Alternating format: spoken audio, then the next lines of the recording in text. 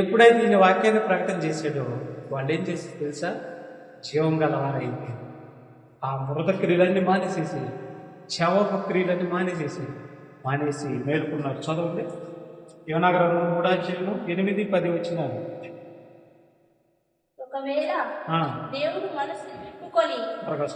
ఒకవేళ దేవుడు మనసు తిప్పుకొని పశ్చాత్తాపపడి మనం లయం కాకుండా తన కోపాగ్ని చల్లార్చుకుని కనుక మనుషులు ఏది పుచ్చుకొనకూడదు. పశువులు గాని ఎద్దులు గాని గొర్రెలు గాని మేత వేయకూడదు, నీళ్లు త్రాగకూడదు.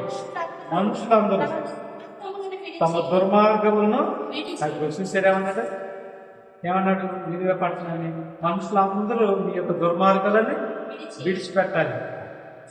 ఆ దేశపు రాజు ప్రకటన చేస్తున్నాడు, అయ్యా దేవుడు ఒకరితో మన మీదకి రాబోతుంది, మనుషులారా ఈ పట్టణంలో ఉన్న వాళ్ళారా మీరు అందరూ కూడా మీ దుర్మార్గాలను విడిచిపెట్టాలి అని చెప్తున్నాడు.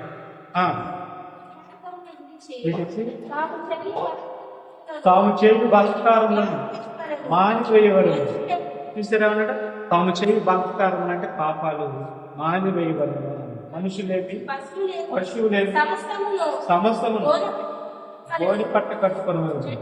జనులు మనపూర్వకముగా దేవుడిని వేడుకొనవరు అని మోకల నిలివే పట్టణం చాటించి ప్రకటన చేసి అప్పుడు ఏం జరిగింది చెప్పాడు, మీరు మృతులై ఉంటారు, ఇక దేవుడు మిమ్మల్ని భూమి మీద తీసేయబోతున్నాడు, మీ దుర్మార్గతలు అన్నీ ఏం చేయాలి, మానేసేయాలి అని యోనా ప్రకటన చేశారు.